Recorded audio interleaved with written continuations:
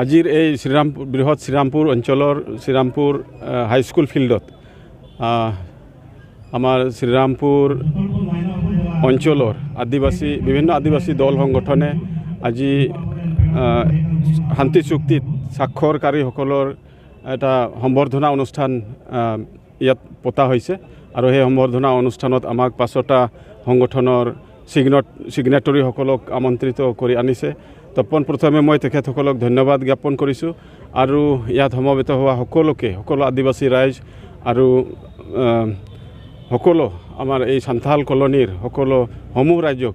আমি 5টা সংগঠনৰ তৰফৰ পৰা আন্তৰিক শ্ৰদ্ধা নিবেদন কৰিছোঁ, কিয়নো তেখেতসকলে আজি ইয়াত মাতি আমাক সন্মান যাচিব। তো ঠিক যোৱা 15 ছেপ্টেম্বৰ তাৰিখে নতুন দিল্লীত ভাৰত চৰকাৰ, অসম চৰকাৰ আৰু 5টা বিদ্ৰোহী সংগঠনৰ মাজত যি শান্তি চুক্তি সম্পন্ন হ'ল, এই ক্ষেত্ৰত আমি ভাৰত চৰকাৰক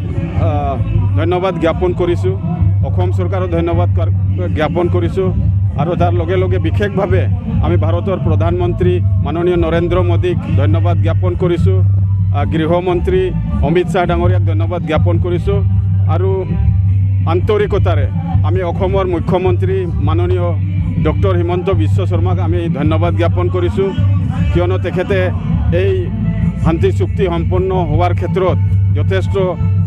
বলিষ্ঠ পদক্ষেপ গ্ৰহণ কৰিছে আৰু আমি ভাবোঁ যি শান্তি চুক্তি আমাৰ সুচাৰুৰূপে হৈ গ'ল, এইটো অসমৰ আদিবাসীসকলৰ কাৰণে এটা নতুন ইতিহাস, নতুন অধ্যায় আৰু এই শান্তি চুক্তিৰ জৰিয়তে আমি অসমৰ আদিবাসীসকলে নতুন এটা